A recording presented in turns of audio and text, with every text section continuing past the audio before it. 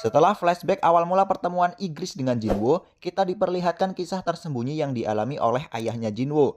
Ayah Jinwo yang diselamatkan oleh Rulers dengan syarat menjadi kaki tangan Rulers untuk mencegah kebangkitan para monark termasuk Shadow Monarch, dan hingga akhirnya Rulers menyuruhnya untuk melindungi kebangkitan Shadow Monarch. Ternyata hal itu membuat ayah Jinwo mempunyai ikatan khusus dengan para Rulers. Bahkan hingga Jinwo meriset dunia ke 10 tahun sebelumnya, dan ketika dia melihat Jinwo kembali sebagai sosok anak kecil yang sangat dia sayangi, ayah Jinwo mengingat kejadian-kejadian sebelumnya. Jika di chapter ending Solo Leveling kemarin ayah Jinwo terlihat biasa saja, di sini diketahui bahwa dia menangis ketika sedang membaca koran. Setelah Jinwo pergi dari rumah untuk menghabisi para monark, karena penasaran ayah Jinwo menemui perwakilan Rulers untuk mengajaknya ngobrol sambil ngopi-ngopi di sebuah kafe. Di sana ayah Jinwo bertanya, keputusan apa yang diambil anak lanangnya itu? Dan perwakilan Rulers menjawab bahwa Shadow Monarch memutuskan untuk tetap tinggal di bumi karena menurutnya waktu yang dia habiskan di tempat ini sangat berharga. Nah, karena tidak ingin Jinwo mengingat momen terakhirnya yang mati di kisah sebelumnya, ayah Jinwo tidak memberitahu anaknya itu jika dia sebenarnya tahu tentang insiden penyerbuan para monark ke bumi.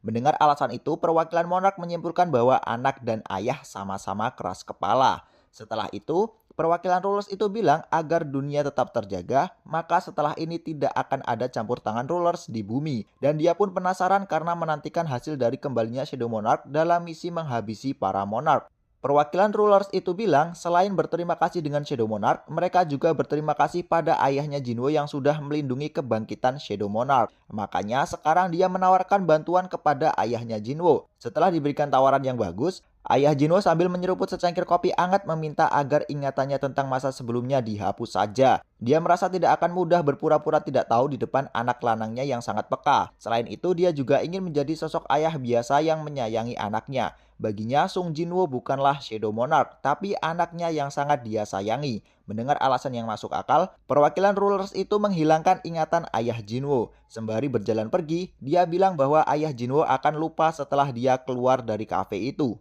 Kemudian di sebuah restoran daging babi, Jinho yang baru masuk kuliah merasa gugup ketika menghadiri acara pesta mahasiswa baru. Namun sebagai anak kedua di keluarga orang kaya, dia merasa dejavu dengan restoran yang dia datangi saat ini. Melihat Jinho yang sedang gugup, seorang senior menghampirinya dan memintanya agar jangan terlalu formal. Tapi si senior itu bilang untuk tetap berhati-hati karena ada banyak tipe-tipe senior di kampus ini. Ada seorang senior yang menakutkan di jurusan mereka. Senior itu hobi menekan juniornya, tapi dia penuh dengan karisma dan membuat siapapun takut kepadanya. Mendengar peringatan itu, Jinwo malah teringat dengan sosok ayahnya.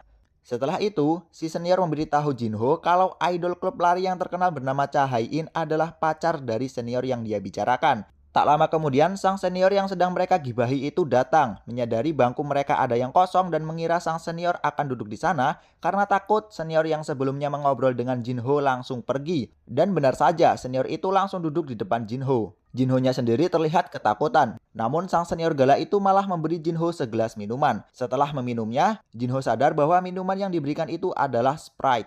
Setelah itu sang senior galak bilang jika dia tahu kalau Jinho tidak bisa meminum kawa-kawa.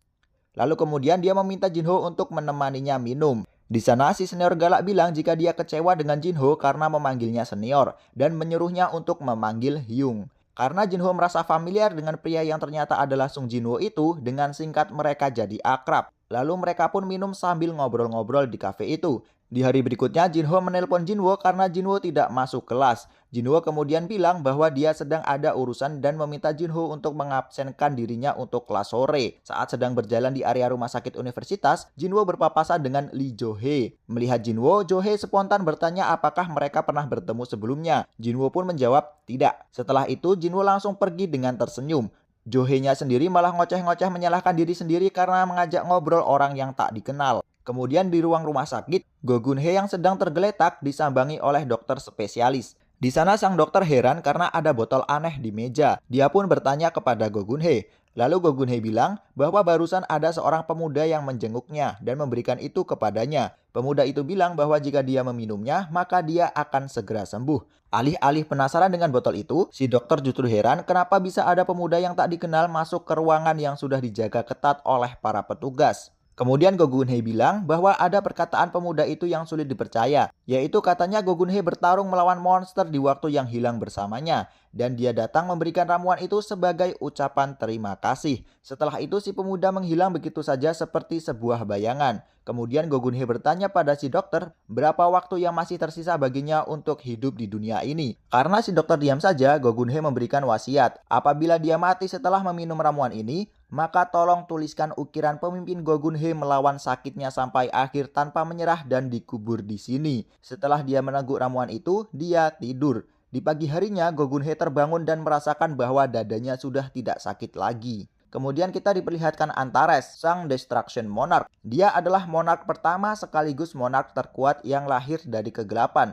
Antares dijuluki sebagai rajanya para naga. Namun di saat Antares sedang bersembunyi di celah dimensi untuk mempersiapkan diri dalam rencana untuk menginvasi bumi, tiba-tiba dia terbangun di dalam tubuh seorang manusia. Dia kemudian berkaca dan melihat bahwa tubuh manusia yang menjadi wadahnya ini terlihat rapuh dan sangat lemah. Tubuh manusia itu bernama Sung Jinwoo, seorang yang bekerja sebagai hunter rank E di Korea. Demi membiayai ibunya yang sakit, meskipun dia sering berada dalam jurang kematian, dia tidak pernah menyerah dalam pekerjaannya sebagai seorang hunter. Jadi bisa dibilang saat ini Jinwoo sedang dirasuki oleh Antares. Kemudian dia mendapatkan panggilan dari salah satu anggota raid yang akan dia jalani. Si wanita itu menyuruh Jinwoo untuk segera datang karena dia sudah terlambat. Antares merasa tidak terima karena dibilang terlambat. Karena menurutnya terlambat adalah tindakan yang menyimbolkan ketidakbecusan. Lalu Antares langsung melacak keberadaan wanita itu melalui suaranya. Setelah menemukannya, Antares mematikan telepon dan dalam sekejap dia sudah ada di belakang wanita itu sambil memancarkan aura yang mengerikan. Mengalami hal itu, si wanita merasa merinding dan mengatakan bahwa Hunter Sung tidak terlambat. Sedangkan di belakangnya, Pak Kim yang sedang membawa secangkir kopi menyapa Jinwoo. Melihat kopi itu, Jinwoo langsung memesan kopi di kantin. Tapi si penjaga kantin bilang bahwa kopinya tinggal satu dan sudah dipesan oleh pelanggan. Jinwoo pun langsung merebut kopi itu dan meminumnya. Sambil meremas cangkir kopi, Jinwoo tertawa dengan ekspresi menyeramkan dan berkata yang kuat mengambil sesuatu yang lemah. Itulah aturan para monark. Melihat hal itu, Pak Kim merasa ada yang aneh dari Sung Jinwoo hari ini. Kemudian Jo-hye datang menghampiri Jinwoo. Setelah melihat banyak luka, Jo-hye mengkhawatirkan Jinwoo dan menyuruhnya untuk lebih berhati-hati lagi. Lalu raid akan segera dimulai. Pak Song yang merupakan hunter terkuat di kelompok itu menawarkan diri untuk menjadi pemimpin raid. Hal itu langsung disetujui oleh semua anggota di sana. Kemudian Pak Song memperingati Jinwoo untuk berhati-hati. Jiwa Antares yang ada di tubuh Jinwoo tahu kalau adanya gate adalah ulah para rulers. Tapi dia merasa bahwa di dalam sana ada energi seorang monark. Setelahnya mereka memasuki dungeon. Di dalam sana, Jinwoo yang kerasukan Antares membabat habis para monster dengan mudahnya. Para anggota pun bingung melihatnya. Namun Pak Song berpikir positif bahwa monster di sana sangatlah lemah. Setelah mengalahkan bos dungeon, ternyata dungeon itu masih belum berakhir dan mereka terus menelusuri dungeon itu.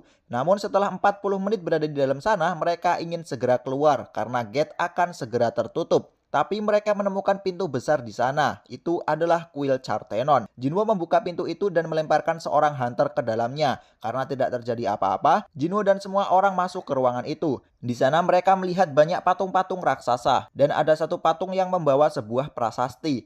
Tapi tiba-tiba patung yang paling besar hidup dan menyemburkan api. Antares yang ada di dalam tubuh Jinwoo pun langsung menghadapinya. Dia mencincang habis para patung-patung yang berusaha melawannya. Setelah berhasil menghabisi semua boneka patung, si patung yang membawa prasasti bangun dan marah kepada manusia itu. Yap, dia adalah arsitek yang telah menyusun semua ini. Tanpa mendengar ocehan si arsitek, Jinwoo langsung melemparkan tombak ke arah si arsitek hingga hancur. Dan dia mengatakan bahwa dia datang bukan untuk bicara kepada mereka yang lemah. Yang ingin dia ajak bicara adalah entitas yang ada di balik semua ini. Lalu muncullah kilatan cahaya hitam dan membentuk sebuah bayangan raksasa. Dengan tekad kuat, bayangan itu mengatakan bahwa dia akan mengakhiri permusuhan abadi mereka hari ini juga. Di sisi lain, jiwa Antares yang ada di dalam tubuh Jinwoo tersenyum dan terlihat bersemangat untuk bertarung. Nah, saat mereka sudah akan saling menyerang, Jinwoo yang asli terbangun dari tidurnya. Ternyata itu semua hanyalah mimpi yang dialami oleh Sung Jinwoo.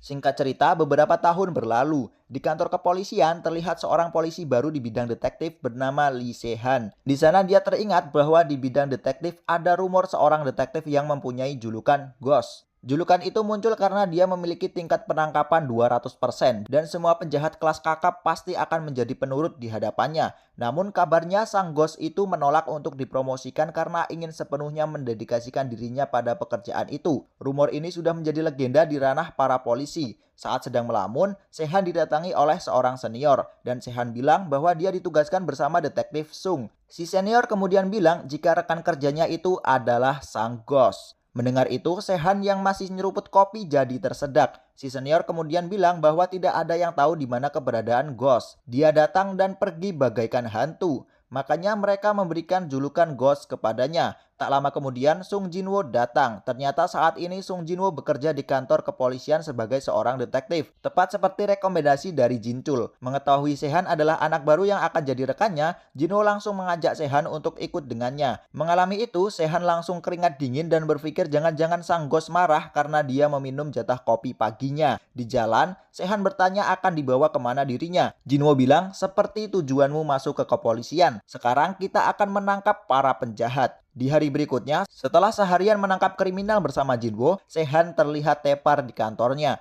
Jinwoo yang ada di sampingnya berpikir bahwa kinerja Sehan cukup bagus. Meskipun tanpa senjata, tapi Sehan punya pengalaman menangkap penjahat sebelumnya. Kemudian Inggris nimbrung dan bilang seharusnya tuannya itu memberikan tugas rendahan itu kepadanya saja. Di ruang lain, ada seorang wanita yang marah-marah karena tidak puas dengan hasil investigasi. Mengetahui hal itu, Jinwoo mendatanginya dan bertanya keributan apa yang terjadi di sana. Seorang detektif yang menangani kasus itu pun menjelaskan jika semua data-data dan barang bukti mengarah pada kasus bunuh diri yang dilakukan oleh sahabatnya itu. Lalu Sung Jinwoo meminta data itu. Setelah mengeceknya, Jinwoo bilang bahwa tidak ada yang salah dari data itu. Tapi Jinwoo mengatakan bahwa dia akan coba untuk memeriksanya lebih lanjut. Di malam harinya, kita diperlihatkan cara kerja Jinwoo sebagai seorang detektif. Jinwoo secara diam-diam pergi ke kamar korban dan mengecek kamar mandi yang menjadi TKP. Di sana Jinwoo melihat masih ada noda darah yang tertinggal di bathtub mandi. Lalu Jinwoo langsung membangkitkan arwah si korban dan menanyai alasan dia melakukan bunuh diri. Setelahnya Jinwoo pergi menemui laki-laki yang merupakan ayah si korban. Di sana Jinwoo memiliki beberapa pertanyaan kepada bapak-bapak itu. Kemudian si bapak dibawa ke sebuah kafe dan mulai diinterogasi oleh Sung Jinwoo.